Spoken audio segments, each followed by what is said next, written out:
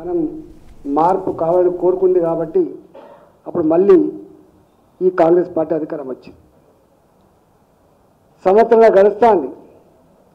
ఎన్ని హామీలు ఇచ్చిందంటే తెలంగాణ ఇచ్చింది మేమే, ఛాంపియన్ల మేమే అని చెప్పేటువంటి రేవంత్ రెడ్డి బాధ్యత మేనిఫెస్టోలో పెట్టిండు. 25,000 రూపాయలు అమరవీరుల కుటుంబాలకు 25,000 రూపాయలు పెన్షన్ రూపంలో ప్రతి నెల ఇస్తామని చెప్పిండ్రు. అమరవీరుల కుటుంబంలో ఒకరికి ఉద్యోగం ఇస్తామని చెప్పిండ్రు.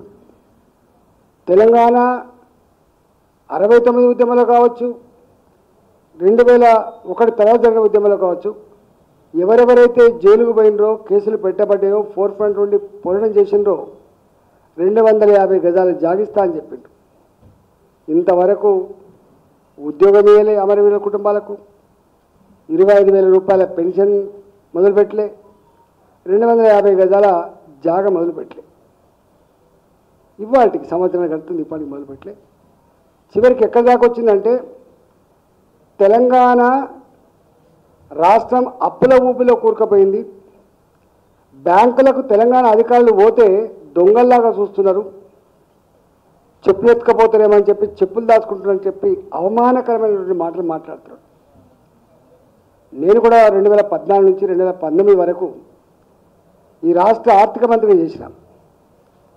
నాకు తెలిసి తెలంగాణ గొప్పతనం ఏంది, తెలంగాణ జిఎస్డిపి ఏంది, తెలంగాణ అప్పులేందో నాకు తెలుసు. 16%, 17%, 20% జీడిపి గ్రోత్ ఉన్న రాష్ట్రం, పర్ క్యాపిటల్ ఇన్కంలో నంబర్ 1 ఉన్న రాష్ట్రం, ఇవాళ ప్యాడీ ఉత్పత్తిలో కూడా గొప్పగా ఎదుగుతున్న రాష్ట్రం, ఐటీ రంగంలో అనేక రంగాల్లో ఎదుగుతున్న రాష్ట్రాన్ని ఇవాళ కాంగ్రెస్ పార్టీ వచ్చిన తర్వాత మళ్ళీ ఇవాళ ఇది మొత్తం నిజమే. ఆయన కాళేశ్వరం కార్పొరేషన్ పెట్టచ్చు, డ్రింకింగ్ వాటర్ కోసం మిషన్ భగీరథ కార్పొరేషన్ పెట్టిండ్రు, అనేక రకాల కార్పొరేషన్ పెట్టి లోన్. కానీ ప్రాజెక్టులు కట్టడం తప్పు కాదు, ప్రాజెక్టులలో జరిగిన అవకతవకలు తప్పు కావచ్చు.